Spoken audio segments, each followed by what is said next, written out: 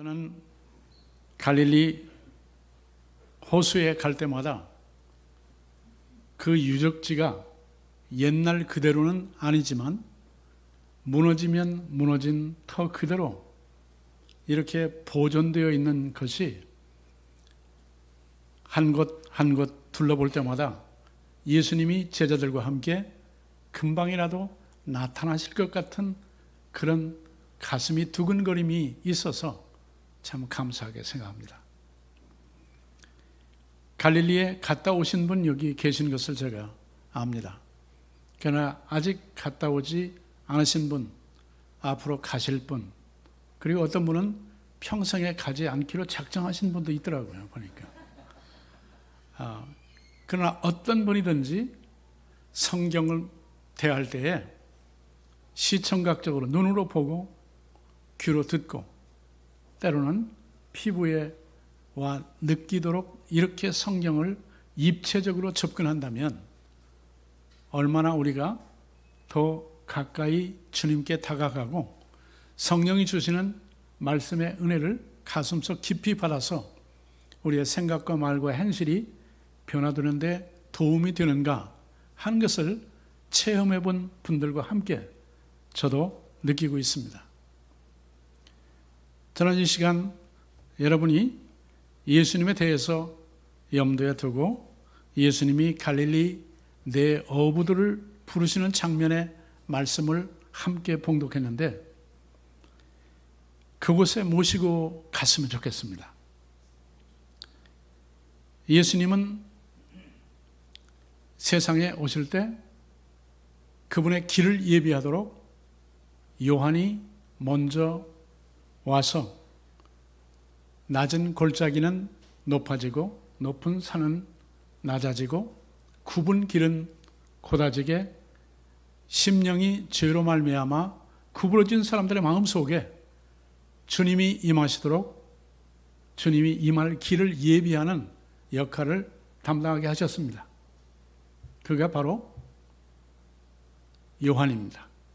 침례를 베풀었기 때문에 침례자 요한, 성경은 줄여서 침례 요한, 다른 성경에는 세례 요한으로 이렇게 소개되어 있습니다. 침례 요한 보내시고 이어서 예수님이 세상에 마리아에게 갈릴리 지방에 오시기 이전 베들레헴에 탄생하셨습니다. 나사렛에서 잉태하시고 베들레헴에 탄생하시고 애굽에 피신 가셨다가 나사렛에서 정착하여 성장하셨기 때문에 나사렛 사람이라 이렇게 세상에 알려졌습니다. 그리고 30세쯤 되셨을 때에 베다니 요단강 동편 오늘날의 요르단 땅에 속하는 베다니 지방의 요단강에서 침례를 받으시고 또 나사렛에 잠깐 가시다가 갈릴리의 가버나움이라고 하는 동네로 이주를 하셨습니다.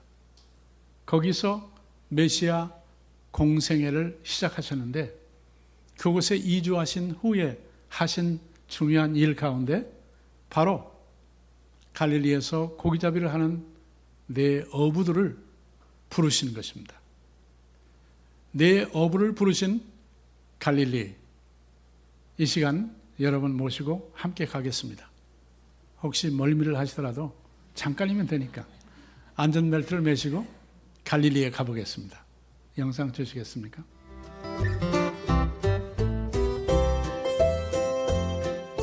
예수께서 어부들을 부르시다.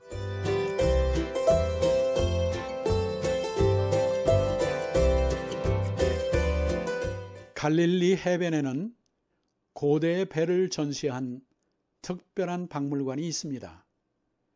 1986년도에 극심한 가뭄으로 갈릴리 바다의 물이 줄어들었을 때 고고하게 관심이 있었던 모셰와 유발, 루판 형제가 갈릴리 바다 북서편 해안에서 몸체 일부가 드러난 고대의 배를 발견하고 당국에 보고했습니다. 이스라엘 고고학 당국은 즉시 회의를 열고 발굴하기로 결정했습니다.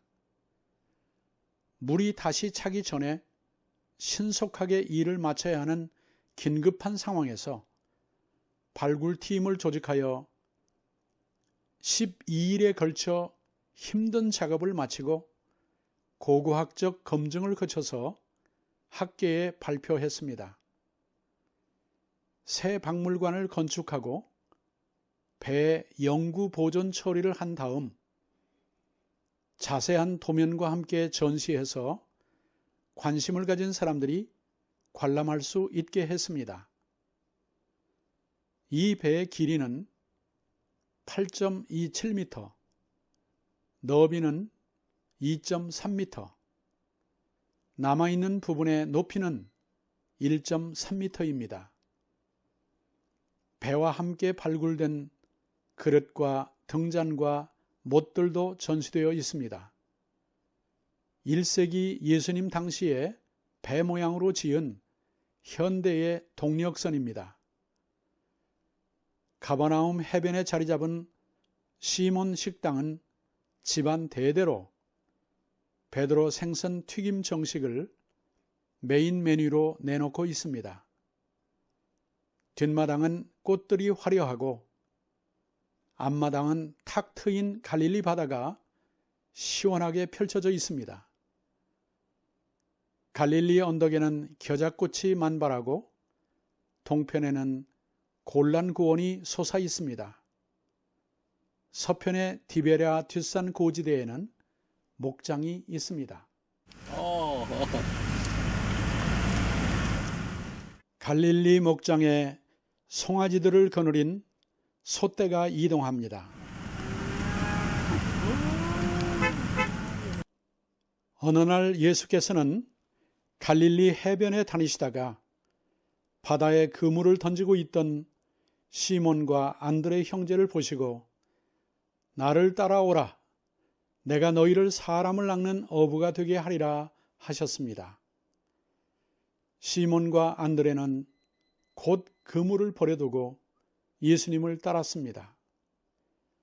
거기서 더 가시다가 다른 두 형제 곧 세베대의 아들 야고보와 요한이 그의 아버지와 함께 배에서 그물 깁는 것을 보시고 부르셨습니다. 야고보와 요한도 즉시 배와 아버지를 버려두고 예수님을 따랐습니다.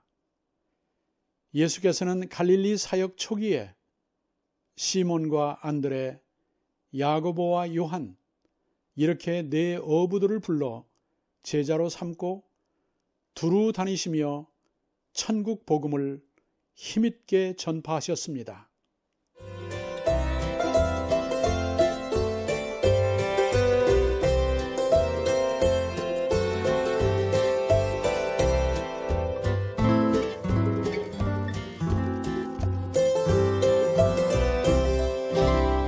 저는 이 본문을 어려서 예수 믿고 읽어볼 때 예수 믿으면 아버지와 배, 일상생활의 현장을 버리고 즉시 버리고 그냥 따라가야 된다. 그런 생각을 하게 됐습니다. 제가 중학교 1학년 때 처음 교회 나가고 얼마 후에 예수를 믿게 됐는데 그때 한편으로 참 염려가 되기도 했습니다. 지금 내가 자라는 과정에 있고 주께서 나를 따르라고 부르신다면 내 어머니와 아버지와 동생들과 그리고 할머니, 할아버지를 버리고 예수님 따라가야 되나 하는 알지 못하고 또 막연한 미래를 향해 즉시 주님만 따라가면 되나 하는 면에 어려움이 있었습니다. 또 한편으로는 즐거움이 있었습니다. 기대가 있었습니다. 나는 이제 공부 안 해도 되겠다. 학교 가기 싫은데. 엄마 아빠 잔소리 듣기도 이제는 면제되겠다. 그런 생각이란 따라가고 싶다. 그렇게 생각을 했었습니다. 그런데 학자들이 성경을 연구해서 자세히 가르친 내용을 가지고 성경을 살펴보니까 부르실 그때 주님은 항구적으로 항상 주님만 따르도록 그렇게 풀타임으로 부르신 것이 아니고 당장에 가서 가르치고 견학하고 또 현장 경험을 갖도록 기회를 만드시기 위해서 지금 당장 나를 따라오라. 그리고 집안의 가업이 그냥 완전히 중단되고 문 닫게 만드시는 주님이 아니시다.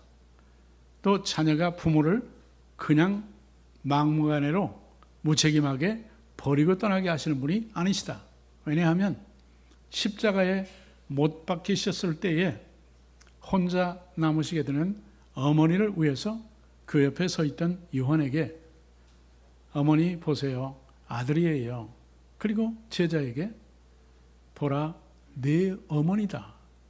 예수님이 세상을 떠난 뒤에도 남은 가족을 위하여 만반의 대책을 세우시는 주님께서 그냥 집 떠나라, 회사 문 닫아라 이렇게 하시는 분이 아니라는 점을 학자들이 균형 있게 깨우쳐 줬을 때 주님은 과연 우리의 주인이시다. 목자가 되신다. 인도자가 되신다. 책임을 져주신다. 대책이 있으시다 하는 것을 생각하고 안심을 하게 됐습니다. 아멘? 그렇습니다. 우리 주님처럼 십자가에 못 박혀 죽음을 눈앞에 둔 극심한, 그것도 마취제에 해당이 되는 식초 같은 그런 것마저도 맛만 보고 삼키지 아니하심으로 의식이 요한복음 19장을 보면 마지막 큰 소리를 지르시고 다른 복음서를 참조해 보면 아마도 아버지여 내 영혼을 아버지 손에 부탁하나이다. 그 마지막 말씀을 다 이루었다. 아버지여 내 영혼을 아버지 손에 부탁하나이다. 마지막 말씀까지 하시고 그때야 예수께서 고개를 숙이시고 운명하셨다 그랬거든요. 그런데 어느 교단이라고 제가 말을 안 하겠지만은 거기는 목걸이를 해도 귀걸이를 해도 또는 벽에다 붙여놔도 예수님 십자가에 달리신 모습으로만 주로 그렇게 붙여놨어요. 브라파를 가도 그렇고 한국에도 그렇고. 그리고 예수님이 고개를 완전히 숙이신 채로 옆눈질로 하늘을 쳐다보면서 원망스러운 눈빛으로 그렇게 그림도 실제 목각도 또 썰어 만든 그것도 해놨는데 성경을 자세히 보면 다 이루었다. 아버지여 내 영혼을 아버지 손에 부탁하나이다. 그때까지도 어머니 부탁할 거 다 부탁해 놓으시고 강도 중에 한 사람 회개하고 그렇게 구원을 요청할 때 내가 오늘 나와 함께 낙원에 있으라고 말씀하시고 십자가에 못 박는 군병들 위하여 주께서는 아버지여 저들의 죄를 용서하여 주세요. 자기들이 지금 하고 있는 일이 무슨 일인지 잘 모르고 저러고 있습니다. 그런 말씀까지 다 하실 때 예수님은 마취제 없이 온 신경이 그대로 가장 건강한 모습으로 살아있는 상태에서 채찍에 맞으시고 밤새워 신문당하시고 9시에 십자가에 못 박혀서 오후 3시경에 돌아가실 때까지 의식을 분명히 가지고 고개 숙이지 않고 중간에 기절하지 않고 마지막 순간에서야 고개를 숙이고 운명하셨다. 이런 분이셨거든요. 저는 이런 섬세한 예수님의 면모와 생애와 사역과 죽음 이 모든 것을 성경에 있는 깊은 곳까지 입체적으로 현장에 가서 연구를 해보고 고고학적으로 그 고증을 한 사실들을 읽어보고 또 이 이면까지 사진을 찍고 설명을 듣고 논리적연하게 전개해 놓은 그런 내용들을 살펴보았을 때 정말 우리 주님은 섬세하시다. 확실하시다. 논리정연하시다. 책임을 지신다.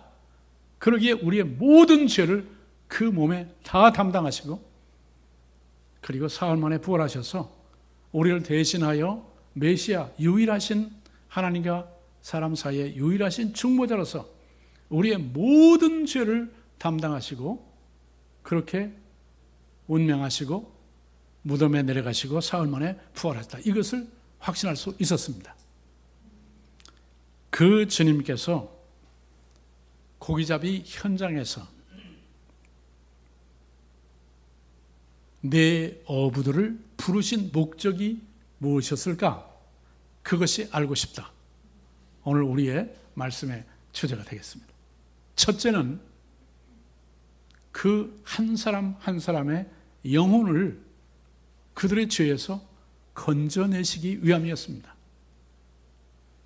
주님 부르심을 받은 사람은 먼저 주님을 나의 구주와 주님으로 영접하고 믿어 하나님의 자녀가 되게 하시고 그리고 맡겨주신 사명을 이루어가게 하십니다. 그러므로 우리가 사람을 대할 때 그냥 친교를 목적으로 끝나는 기회도 있지만은 궁극적인 목적은 개개인의 영혼 구원을 확실하게 검증해야만 주님의 부르심에 첫걸음을 내딛는 것이죠. 교회를 50년, 70년 다녀도 개인적으로 주님을 예수 그리스도를 나의 죄를 대신 담당하신 메시아로 믿고 받아들인 그런 믿음을 확실히 가진 사람은 전부가 다 아니에요.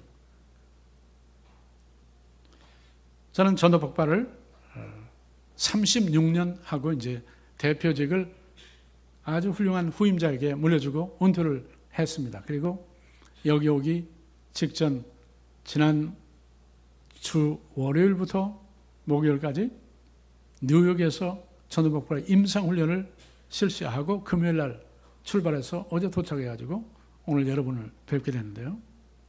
전도 복발, 개인 영혼의 구원을 위하여 복음을 제시합니다. 그런데 그 전도 복발을 할 때에 질문을 던져서 구원을 확실히 얻었는지 얻지 못했는지를 진단하게 되는데요. 오늘 밤 이 시간에도 이 세상을 따르면 천국에 들어갈 확신이 있는지를 묻습니다. 그런데 전도 복발을 잘 알지 못하시는 분, 들어와 훈련을 받기 전에 반대 의견을 제시합니다. 그 죽는다 소리만 빼놓으면 나도 하겠는데, 아니 병상의 환자들에게 가서 오늘 밤 이 세상을 떠나면 그게 어떻게 되겠냐고, 이렇게 81년도에 미국 웨스터 베프티스트 처치에 휴스턴, 텍사스 가서 훈련을 받고 와가지고 그 교재를 번역해서 임상에 임하는 데까지는 80년 중반 다 됐는데요. 그때에 그 질문이 마음에 안 들어서 못하겠다고 거부하는 분들이 분명히 기억이 납니다. 그런데 제 1대 훈련생이 이제 현장 전도를 나갔어요. 오래전부터 잘 아는 권사님이 사기 암으로 병원에 입원해서 이제는 임종을 눈앞에 두고 있는 그분이에요. 다른 분 모시고 특별히 그 질문만 없으면 전도 복발을 하겠다는 분도 거기 와 계셨어요. 근데 팀 대원들을 모시고 가가지고, 권사님 아직 정신 맑으시죠? 그러니까 눈을 뜨시고, 아이고 어서 오세요 목사님. 권사님, 제가 오늘 저녁에는 질문 하나 드리고 싶어요. 그러니까는 그 질문 나올까 봐 미리부터 조바심을 가지던 분이 그냥 눈이 휘둥그레가지고 그 질문만 하면 안 됩니다. 이런 눈치를 보내고 있는데, 권사님 제가 질문이 하나 있다니까요. 아이고 말씀하세요. 오늘 당장 이 시간에라도 이 세상을 떠나면 천국에 들어가 주님과 함께 영생을 누릴 확신을 갖고 계세요, 권사님? 그러니까 아주 어두워진 얼굴로 대답하시기를 내가 그 확신만 가지면 이러고 있겠습니까? 나는 준비되지 못했어요. 그러면 제가 질문 하나 더 드리겠습니다. 만일 지금 당장이라도 이 세상을 떠나서 천국문 앞에 가서 주님 앞에 섰는데 주께서 권사님에게 내가 너를 나의 천국에 들어오게 해야 할 이유가 무엇이겠느냐 이렇게 물으신다면 뭐라고 대답하실래요? 그때 권사님의 대답이 나는 모태신앙입니다. 대대 믿어온 집안에 태어나서 어렸을 적부터 엄마 뱃속에서부터 교회 다니기 시작해가지고 태어나서 아기 때로 교회가 살았고 자랄 때로 교회에서 자랐습니다. 그리고 어느 날 교회에서 권사 직임을 주어서 권사 직분만 40년째 지금 수행한다고 하다가 이렇게 됐는데 내가 그거 가지고 어떻게 주님 앞에 무슨 면목으로 서겠어요? 나는 아직도 부족하고 나는 멀었어요. 그게 내가 근심이 돼서 눈을 못 감아요, 목사님. 그랬어요. 그러니까 권사님 대답을 듣고 보니까 권사님이 지금까지 들어본 소식 중에 가장 기쁜 소식을 전해드릴 수 있겠네요. 그게 뭔데요? 그래서 복음 제시를 정확히 했고 결신을 했습니다. 그리고 결신 기도를 하고 난 다음에 눈물을 흘리시면서 목사님, 나 이제 준비됐어요. 나 주님 앞에 설 수 있겠어요. 내가 예수 믿고 구원 받았으니 나 주님 만날 준비가 됐어요. 이걸 보더니 그 옆에 근심 걱정에 쌓였던 그분이 끝나고 나서 그 질문 빼면 안 되겠네. 그래야 돼. 교회를 아무리 오래 다녀도 직분을 아무리 오랫동안 받고 섬겼어도 내가 예수를 사마리아 수가성 여인이 메시아 예수님을 만난 것처럼 그렇게 만나 구원의 확신을 가지고 주님과 동행하는 삶을 출발하는 것이 주님이 세상에 오신 첫째 목적이에요. 아멘. 내가 잃어버린 자를 찾아 구원하기 위해서 왔다. 주께서 말씀하셨어요. 내가 섬김을 받으려 함이 아니고 섬기려 하고 도리어 내 생명, 내 목숨을 대성물로 대신 그들의 죄를 담당하는 제물로 하나님 앞에 드리기 위해서 왔다고 주께서 말씀하셨습니까?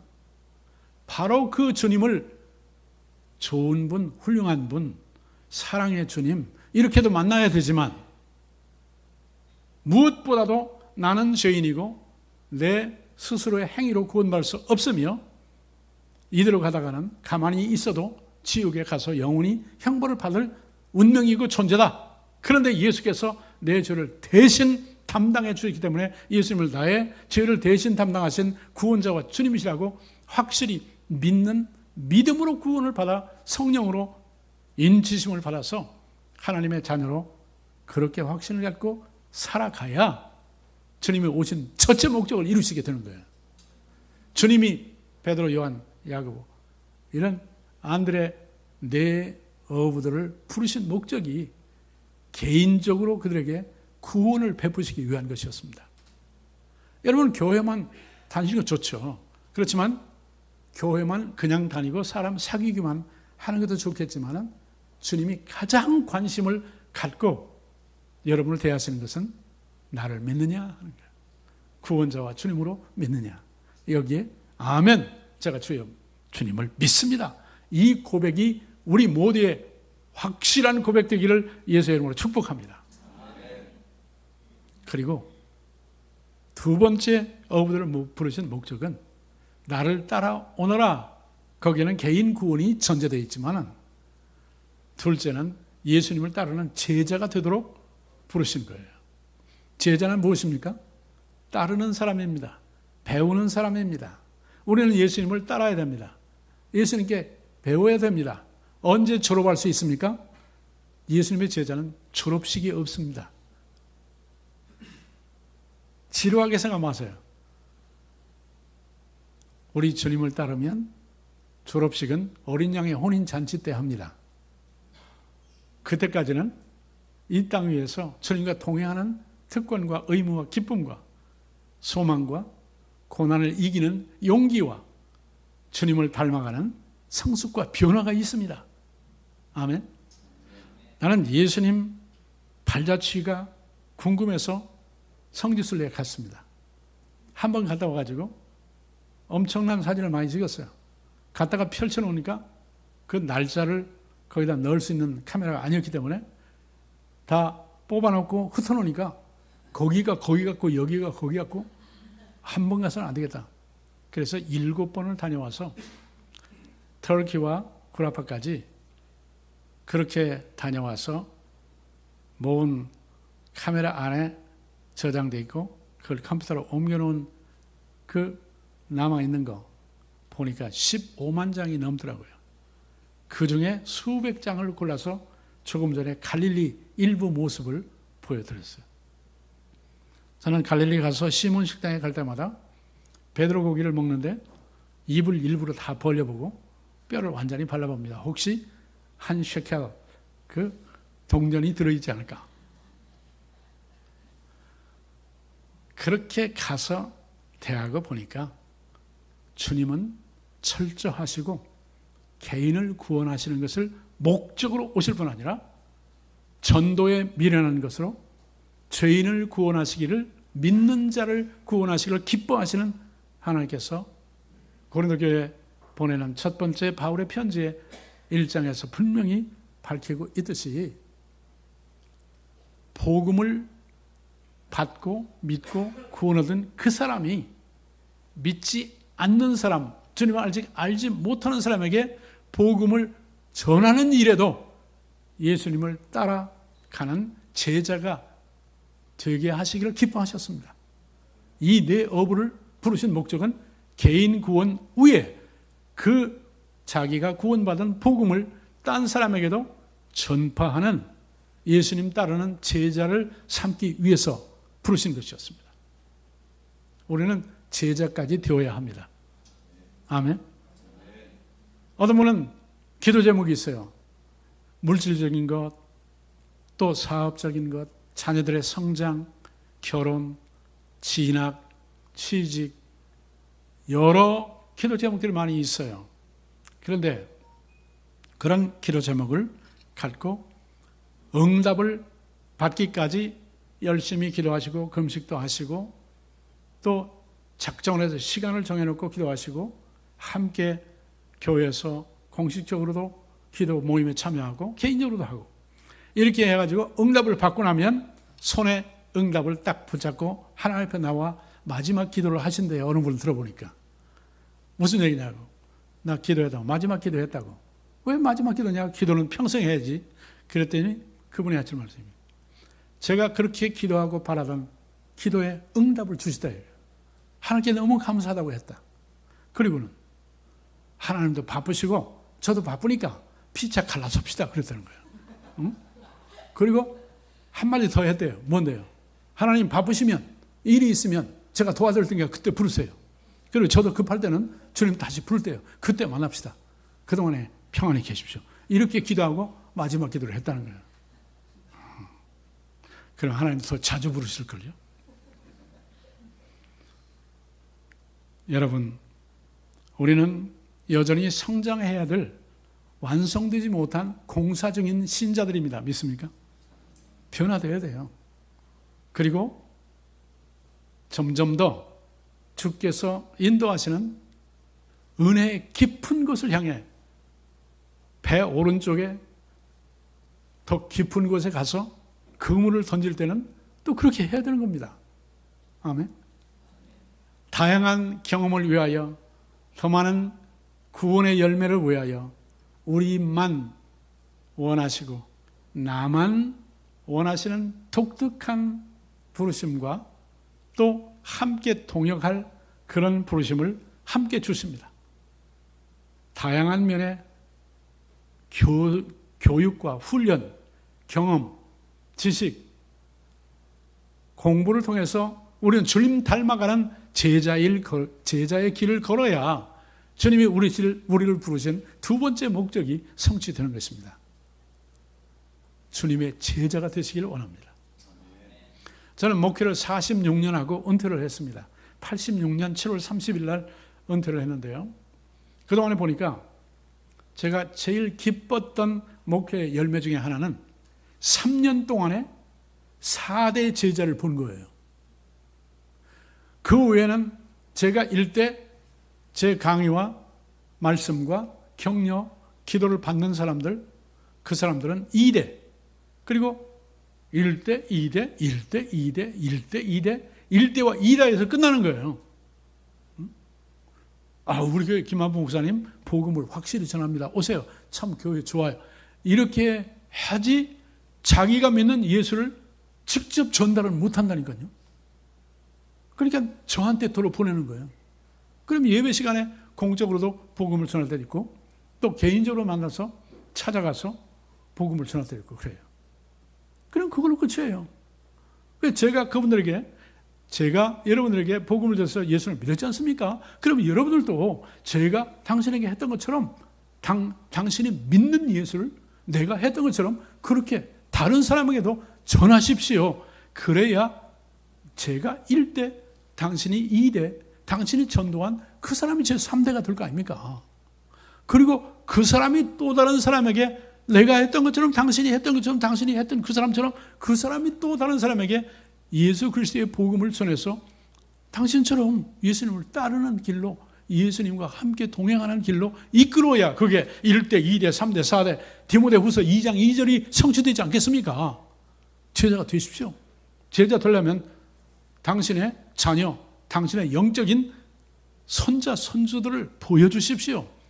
중손자 보여주세요. 그렇게 하니까 그렇습니까? 저는 그 애를 많이 못 낳아요. 그래서 제가 섬기는 교회 집사님이 둘만 낳아 잘 기르자 그 표를 만들어내는 분이에요. 그 사람 간증하시는데 아이고 내가 표를 잘못 만들었다는 거예요. 영적인 자녀는 마구나 잘 기르자지 숫자가 제한되지 말아야 되는 거예요. 전도에서 영적인 자녀를 얻는 데에는 둘만 낳아 잘 기르자? 아닌 거예요. 둘만 낳아 잘 기르자니까 처음에는 어른들이요 보통 10명은 낳았어요. 12명도 낳았고요. 제가 기네스북에 보니까 64명인가 난 한 어머니 아버지에게서 64명의 자녀가 태어났고 하나도 잃어버리지 않고 다 성장하도록 호주 정부에서 의학적으로 재정적으로 교육적으로 다 책임을 져줬어요. 온 주민이 낳는데요. 이거 1년에 한 명씩 낳아도 64년 낳았다는 얘기예요? 그럼? 아니에요. 5쌍둥이 5번 오니까 몇 명이에요? 4쌍둥이 8번 오니까 몇 명이에요? 미니멈 2쌍둥이 낳는데 그 몇 년 안에 다 낳았더라고요. 근데 다 키울 수가 없죠.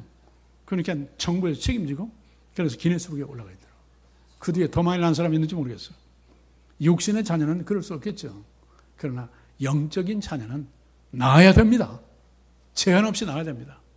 육신의 자녀도 한국 보니까 아들 7에 딸 3, 아들 5에 딸 2, 아들 2에 딸 1 이렇게 하니까 절대적으로 남자 숫자가 많아졌어요.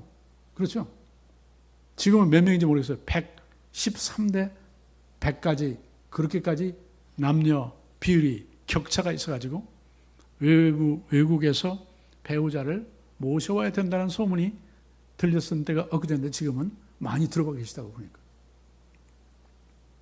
여러분, 영적인 자녀들은 계속 제한 없이 낳아야 됩니다. 복음으로 낳아야 됩니다. 그것이 예수님의 제자입니다. 제자로까지 발돋움하시는 만방샘, 만방의 샘이 흐르게 하려면 제자가 되지 않고는 1대 2대로 끝나면 절대로 안 되는 거예요. 직접 복음을 전할 수 있어야 되는 거죠. 세 번째 목적은요, 그렇게 제자가 된 걸로 끝나면 안 되는 거예요. 그 제자가 또 다른 사람 전도하는 걸로 끝이 말고 전도에 내온 사람을 자기 같은 예수님 따르는 또 제자를 만들어야 되는 것이죠. 제자가 제자를 삼는 이런 데까지 나가야 주님이 부르신 목적을 다 성취하는 것이죠. 과연 주님께서는 내 어부 개인 구원, 내 어부의 제자, 12제자 속에 내 어부가 다 들어갔어요.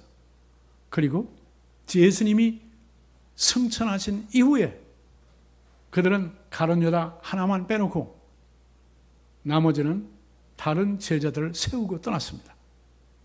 아멘. 제자가 제자를 삼는 데까지 열매를 얻어야 주님이 영광을 받으시고 주님이 여러분을 부르시는 그 목적을 이루시며 그것이 이런 비전과 사명을 우리가 함께 나누고 같이 갈 수 있도록 이끌어 가시는 우리 조상훈 목사님과 사모님과 여기에 지도자들이 기도하고 바라고 주님을 향하여 품는 그 꿈이 구체적인 열매로 나타나는 날이 오게 될 것입니다. 아멘. 이 말씀은 제가 하고 또 하고 그래서 이미 들으신 분도 계실지 모르겠습니다. 어떤 사람이 교회 종소리만 나면 새벽기도 종소리만 나면 꼭 그 길을 성경을 들고 지나갔어요. 그 시간에 가게 문을 여는 그 메인 도로에 가게 주인이 한 분 있었어요. 그분은 예수를 안 믿었어요. 그런데 자기는 사업을 한 이후로 어김없이 그 시간에 일어나서 문을 여는데 자기 같은 사람은 눈이 오나 비가 오나 이렇게 정확하게 철저하게 신실하게 그리고 고객들을 위해서 열심히 사는 사람이 없으리라. 그런 자부심을 가지고 그 시간을 꼭꼭 아무리 아파도 일어나서 문을 여는데 그 시간이면 어김없이 그 앞을 지나가는 젊은 틀림없이 교회당 종소리 나고 성경을 들고 교회 쪽으로 가는 거 보면 이 사람이 교회 다니는 사람이고 뭘 믿는 사람은 분명한데 궁금하기 시작했고 그 시간에 늘상 마주치니까 눈 인사를 하다가 이제는 인사를 하는 정도가 됐는데 어느 날 궁금했어요. 여보세요? 네. 교회 가시죠? 예. 그런데 1년 내내 하루도 어김없이 정확히 종소리 나고 그 시간에 내 앞에 내가 문 열 때 딱 내 앞으로 지나가는 당신에게 질문이 있다. 궁금하다. 뭡니까? 하시죠. 도대체 당신은 뭘 믿길래 그렇게 빈틈없이 꼭꼭 그 시간에 시간 지켜 정성을 다해서 교회를 가냐? 뭘 믿느냐? 그것이 알고 싶소. 그러니까 그거요? 저야 교회가 믿는 거 믿죠. 아니 그러면 당신네 교회는 뭘 믿습니까? 그러니까 그거야 우리 교회는 제가 믿는 거 믿죠. 아니 그러면 당신하고 교회는 함께 뭘 믿습니까? 그러니까 청년이 하는 얘기가 그게 똑같은 거 믿죠. 우리가 하도 전하지 않으니까. 그런데 우리의 삶이 보통 사람과는 좀 다르고 제스처나 태도나 표정이나 말하는 태도가 좀 다르고 그래서 뭔가 궁금하다. 이렇게 내가 갖고 있는 믿음에 대해서 궁금해가지고 물어보는 사람에게 그런 식으로 대답해가지고는 전도가 아니라 교회 가기, 저런 인간들이 교회 다니면서 나 가기도 싫다 이런 생각이 들게 한다면 주님의 제자가 아니라 회방꾼이 되지 않겠습니까?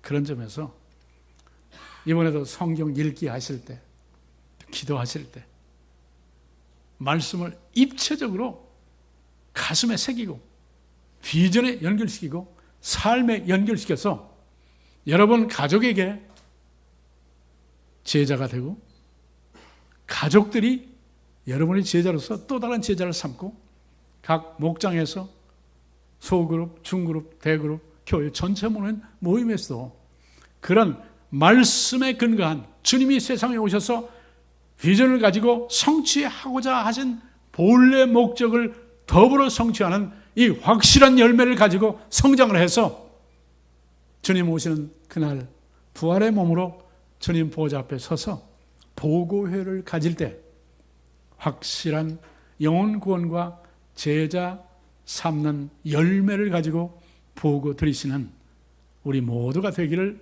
주 예수의 이름으로 축복합니다. 기도하겠습니다. 거룩하신 아버지 하나님, 귀한 시간 주님 앞에 나와 주일 예배로 올려드리고 찬송과 기도와 또한 간구와 함께 말씀을 통해서 도전을 받게 하셨으니 감사합니다. 주의 영광을 위하여 그냥 내 대로 끝나는 믿음이 아니라 1대, 2대, 3대, 4대 계속해서 대대에 주님의 제자로 열매를 맺는 살아있는 백성들이 이곳에 만방에 샘솟게 하는 비전을 가진 심령들 속에 열매로 나타나게 도와주시옵소서. 이 일을 위하여 온 가족이 예수 믿고 가정이 행복하게, 교회가 부흥되게, 지역사회가 변화되게, 세상 땅끝까지 이르러 모든 민족에게 복음이 증거되어 또 다른 제자들이 세워지게 우리를 사용해 주시고 필요를 공급해 주시옵소서. 예수 그리스도의 이름으로 여러분들을 축복하며 기도하옵나이다. 아멘. 이제는 우리 주 예수 그리스도의 은혜와 하나님 우리 아버지 놀라우신 사랑과 성령의 교통하심이 주의 영광을 바라보며 사명을 향해 전진하시는 주의 나라 온 백성과 그 가족 자손 대대에 영원히 함께 계시기를 간절히 축원하옵나이다. 아멘.